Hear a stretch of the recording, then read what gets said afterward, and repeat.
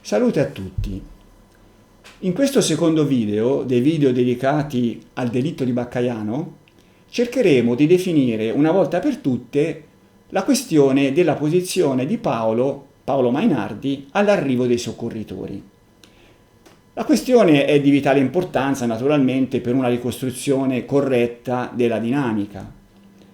Una dinamica sulla quale è bene che non ci siano incertezze per un semplice motivo, perché queste incertezze consentono ancora oggi delle ricostruzioni fantasiose che purtroppo vanno a ostacolare una ricostruzione storica della vicenda. Perché?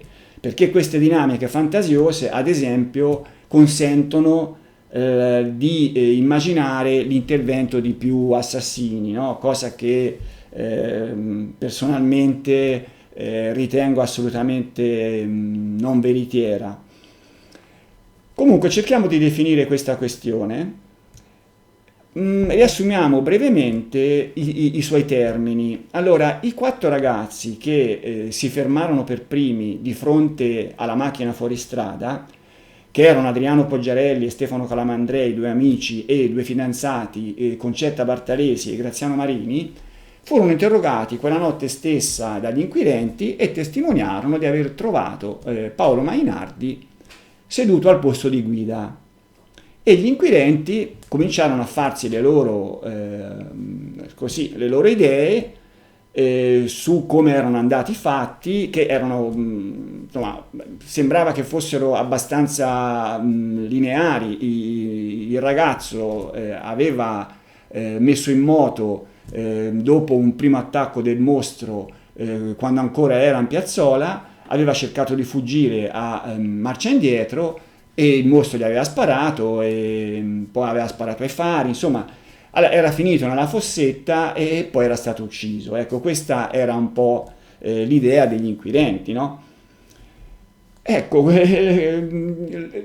quando loro poi interrogarono i soccorritori, ebbero una sorpresa assai spiacevole per la loro ricostruzione. Allora, i soccorritori chi erano? I soccorritori erano quattro persone, erano i componenti, diciamo, del gruppo di volontari della Croce d'Oro di Montespertoli. L'altra volta avevo sbagliato, avevo parlato di Croce Verde, no, è la Croce d'Oro, che, ironia della sorte, era al suo primo intervento. Era stata appena istituita ed era al suo primo intervento. I quattro erano il guidatore Lorenzo Allegranti, aveva 44 anni, probabilmente non so se avesse avuto altre esperienze, sicuramente altre esperienze di soccorso non l'avevano avuto i tre che erano all'interno dell'ambulanza, i tre barellieri, che erano il più grande, Silvano Gargalini, aveva 29 anni. C'erano poi due minorenni, c'era Marco Martini, che aveva 18 anni non ancora compiuti, e Paolo Ciampi, che aveva anche un anno in meno, aveva 17 anni non ancora compiuti. Appunto, erano al loro primo intervento, si può immaginare quale fosse il loro nervosismo, diciamo, la loro ansia di fronte a un fatto del genere, no? Ecco, loro, già ho letto nel video precedente un trafiletto su Paese Sera del lunedì, dove si leggeva questa cosa. Marco Martini, 17 anni, ricorda benissimo di aver dovuto sollevare il sedile anteriore del posto di guida per poter tirare il corpo ancora in vita di Paolo Mainardi. Era anche lui sul sedile posteriore, accanto ad Antonella, dice, e il sedile davanti non era steso. Se così fosse, sorgerebbero molti interrogativi. Ecco, furono gli interrogativi ai quali si trovarono di fronte gli inquirenti quando interrogarono i quattro soccorritori, il giorno dopo, al 22, martedì, perché si trovarono di fronte a questo racconto, secondo il quale Paolo Mainardi era sul sedile posteriore. Ecco, gli inquirenti, che avevano appunto in mente questa loro ricostruzione lineare di Paolo che era fuggito, aveva messo in moto, era fuggito dalla piazzola e poi era finito in fossa e era stato ucciso, Questa loro ricostruzione diventava poco plausibile se Paolo Mainardi era sul sedile posteriore. Cosa fecero gli inquirenti? Gli inquirenti dimenticarono sostanzialmente queste testimonianze dei quattro, tanto è vero che nella perizia De Fazio, per esempio, non se ne trova traccia, anche se pare che tra le varie ricostruzioni che i periti medico-legali proposero ci fosse anche quella di Paolo che era dietro, ma queste sono ricostruzioni che non sono uscite, per cui non sappiamo bene che cosa c'era scritto.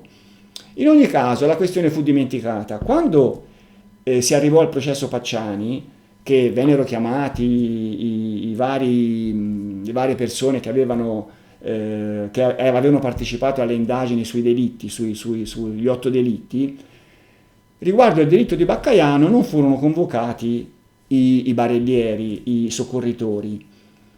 Diciamo pure che la loro testimonianza non interessava a nessuno, perché non è che c'era interesse né dalla parte dell'accusa né dalla parte della difesa di andare a mettere in dubbio la ricostruzione ufficiale, no? Diciamo che non portava acqua al mulino di nessuno dei due. Cosa che però cambiò quando si arrivò al processo ai compagni di merende. Perché? Perché Giancarlo Lotti aveva raccontato di questo delitto in un certo modo. Cioè Giancarlo Lotti aveva detto che Vanni e Pacciani avevano sparato al ragazzo mentre l'auto era ancora in piazzola, il ragazzo però era riuscito a mettere in moto e aveva fatto marcia indietro, ma Pacciani aveva continuato a sparare e il ragazzo era finito in fossa. Questo era il suo racconto. Attenzione però, un racconto che finiva qui. Cioè Lotti, una volta che il ragazzo finì in fossa, che la macchina finì in fossa, disse di essersene andato e di aver lasciato Vanni e Pacciani sul posto. Per cui quello che successe dopo lui non lo sapeva. Ecco, allora Filastò, sappiamo che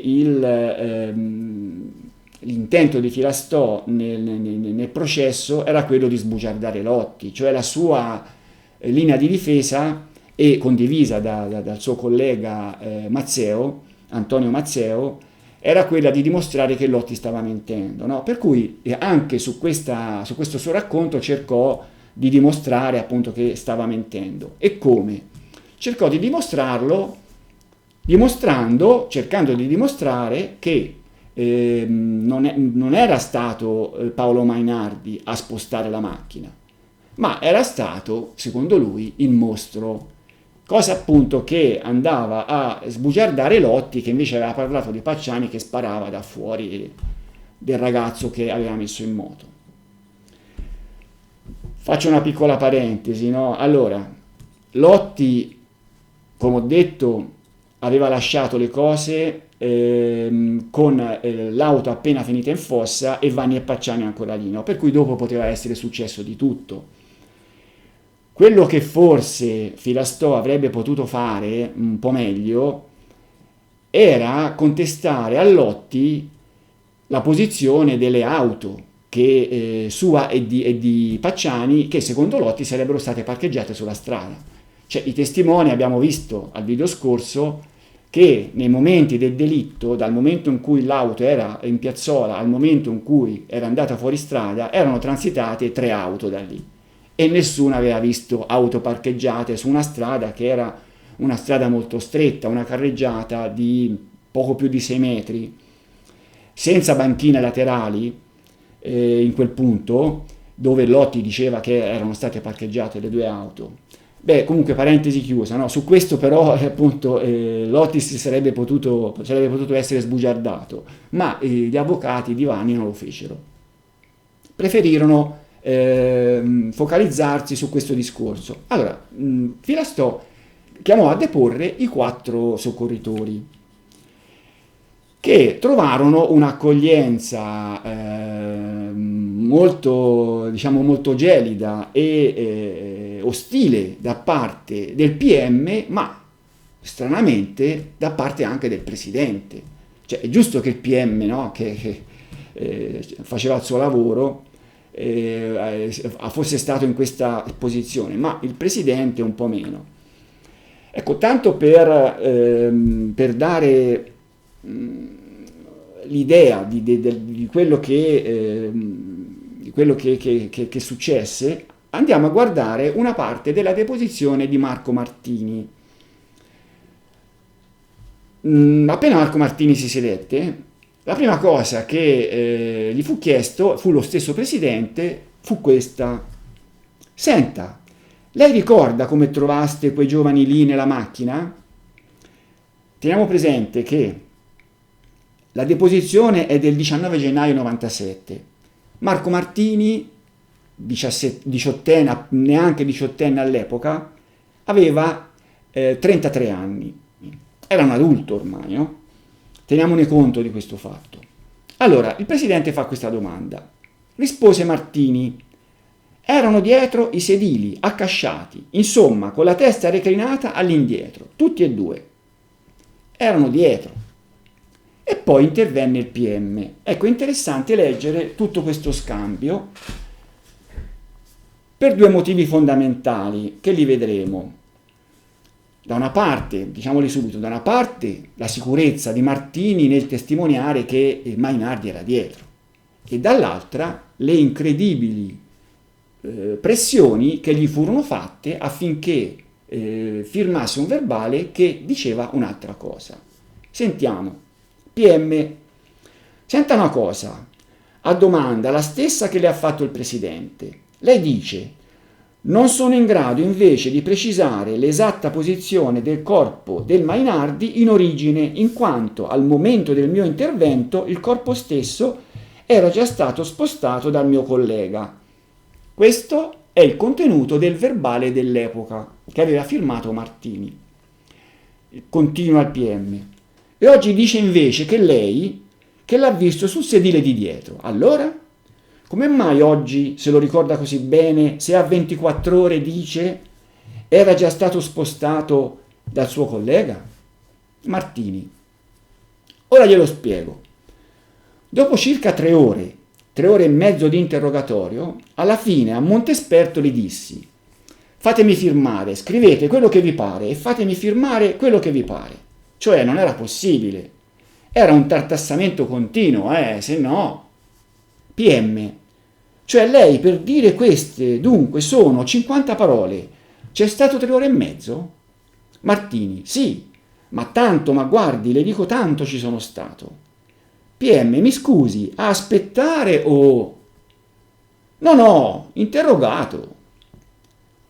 PM. Ora, 3 ore e mezzo interrogato e alla fine lei gli dice: fatemi firmare quel che volete. Ma lei dice: non sono in grado. Martini, no, allora è successo così, che loro... PM, loro, mi scusi, di chi sta parlando? Non lo so, un magistrato, una signora, non mi ricordo chi era, e altra gente che ora non mi ricordo. Sicuramente c'era la della Monica, no? Dalla Monica. PM, vabbè, un magistrato c'era, no? Donna. Martini, penso di sì, non so se era... Alla fine di tartassarmi con tante domande, alla fine... PM, ma che domande? Tartassava?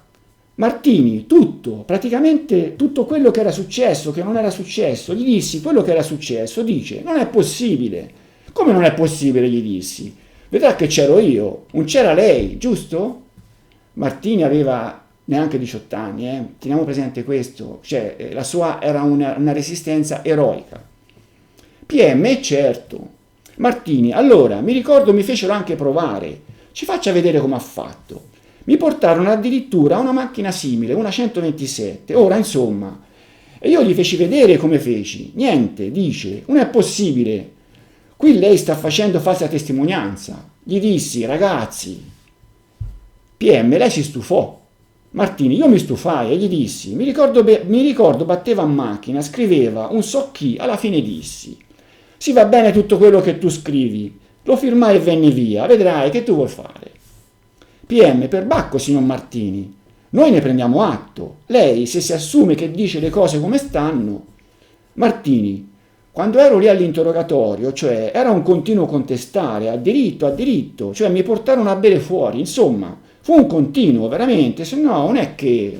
Poi, PM, ho capito, ma lei non ebbe modo di dire, guardate, ma insomma, io non ho. Lei dice, non sono in grado invece di precisare l'esatta posizione. Martini, questo l'hanno scritto loro. Allora il PM, Paolo Canessa, sappiamo bene, no, come era combattivo, non cedeva di un millimetro, in questo caso si mise la coda tra le gambe.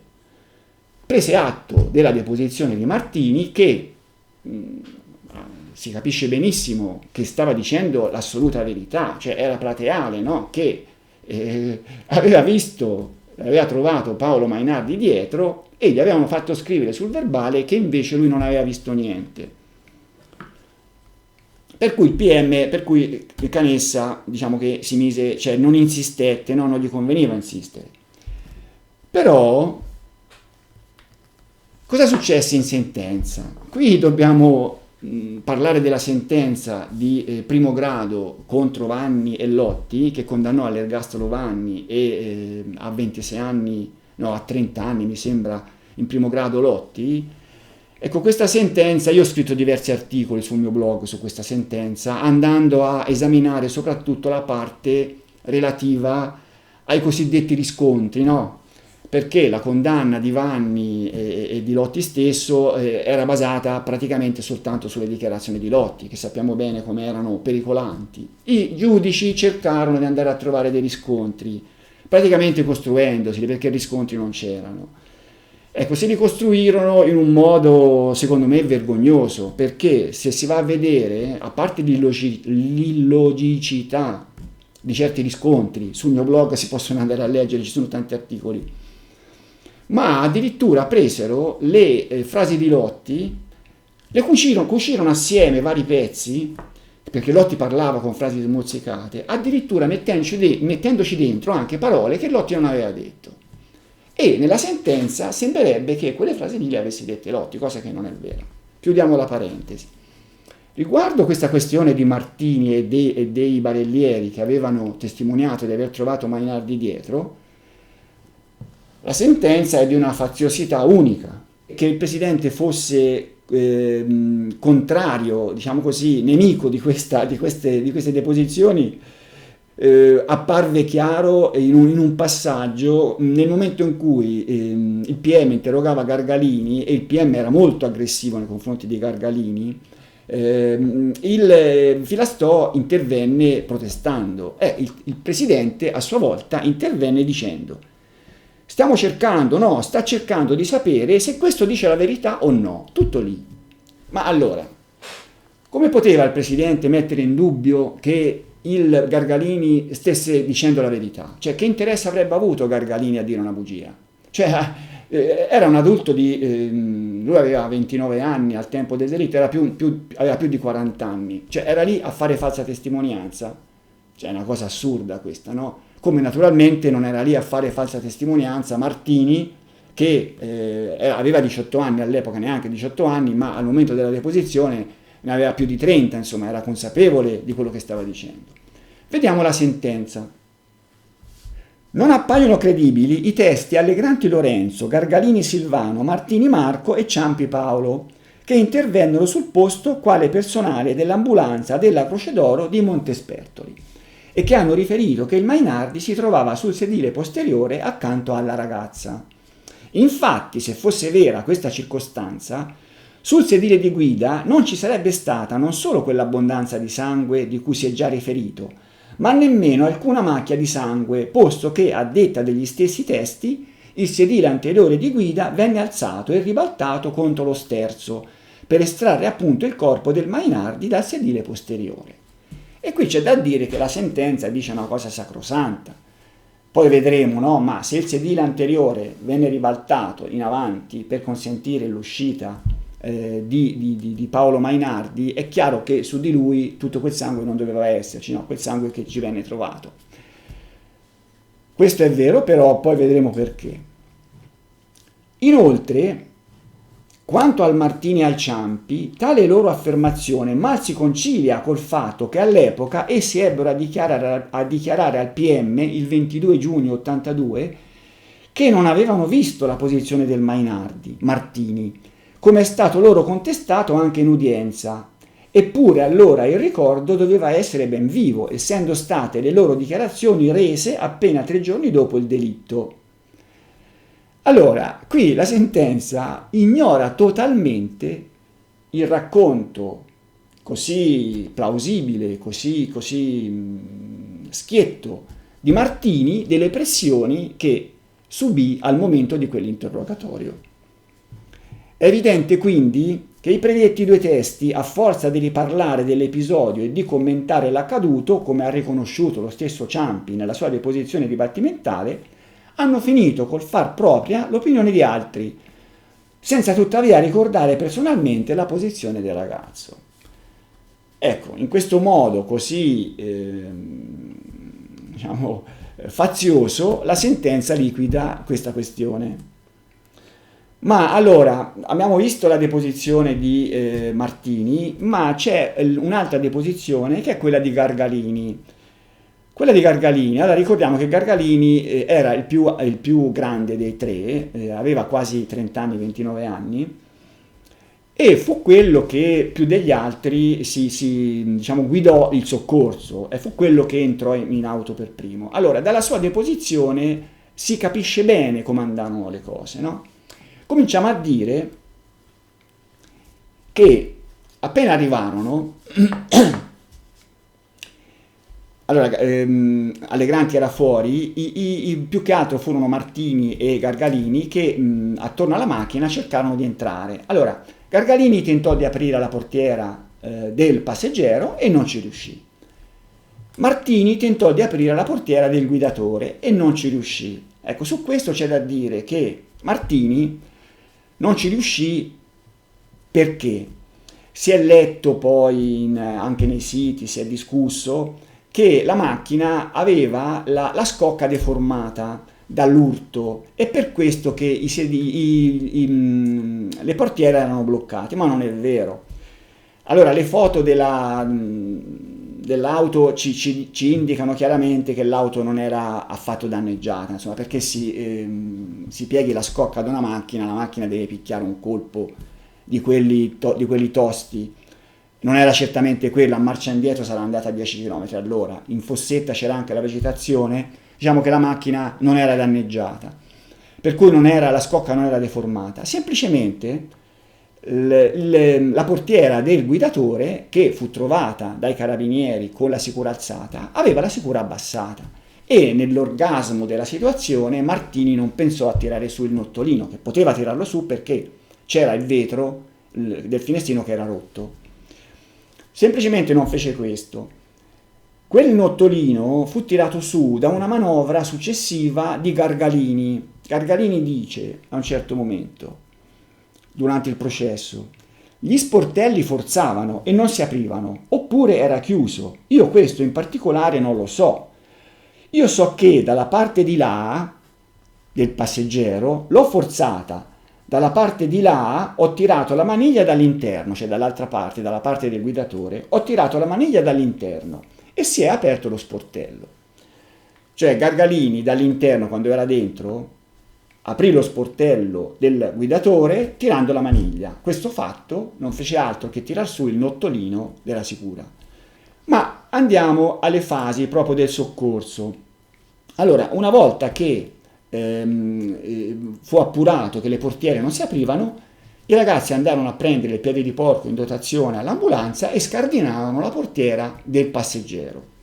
Sentiamo cosa disse Gargalini riguardo la posizione di Paolo Mainardi. Entro dentro, mi accerto che c'è 2 persone dentro, che una, la donna dietro, lì al lato destro, tasto il polso, tasto la carotide. Queste sono ancora le parole al processo. Non c'era segni di vita. Mi giro così e vedo l'altra persona accanto che dava segni di vita, fu agli altri miei colleghi. Portiamo via questo perché è l'unica persona che dà dei segni di vita. Lui era sul sedile posteriore, cioè sulla poltrona posteriore, lato guida, diciamo. Allora, Anche Gargalini, come Martini, dice che Paolo Mainardi era sul sedile posteriore accanto alla fidanzata. Ma seguiamo adesso, anche attraverso delle immagini, una ricostruzione che all'epoca feci con una 127 da uno sfasciacarrozze, una 127 disastrata. Teniamo presente che c'è un attore maschio che faceva entrambi i ruoli. Allora, la prima cosa, vediamo in questa immagine Gargalini che verifica la morte di Antonella. Cioè Gargalini, una volta che la portiera era aperta, andò sul sedile del passeggero, si sporse e così dice nella sua deposizione: la donna dietro lì, al lato destro, tasto il polso, tasto la carotide, non c'era segno di vita. Una volta appurato che la ragazza era morta, Gargalini si interessò del ragazzo. Cosa fece? Voleva andare dietro, tentò di tirare su il sedile del passeggero senza riuscirci. Dice nella deposizione: quei sedili di solito ci vuole una leva per tirarla, io non la trovavo con la furia. La leva era sul fianco della spalliera, però nella situazione del momento Gargalini non la trovò. Allora si posizionò sul sedile del guidatore e da lì cercò di arrivare a Paolo. Teniamo presente che in questa foto c'è il sedile che è tutto all'indietro. Questa 127 che c'era in questo sfasciacarrozze, in questa 127 il sedile era bloccato tutto indietro e non si poteva tirare in avanti. Ecco, il sedile dell'auto di Mainardi era più in avanti, per cui il Gargalini faceva più fatica ad arrivare a Paolo che era dietro e non riuscì ad arrivare, gli voleva tastare il collo, non ci riuscì, o forse voleva tamponare la ferita, non so cosa voleva fare. E questo dice nella deposizione: io sono salito sul sedile allora, a questo punto a sinistra, non arrivando a fare quello che dovevo fare. Allora cosa riuscì a fare Gargalini? Riuscì a trovare la leva sul fianco e sulla seduta di sblocco della spalliera e la reclinò un po'. Esistono le foto di quella spalliera reclinata e su questa questione della spalliera reclinata si sono dette tante cose. Fu Gargalini che la reclinò. La spalliera, quando arrivarono i soccorritori, era in piedi.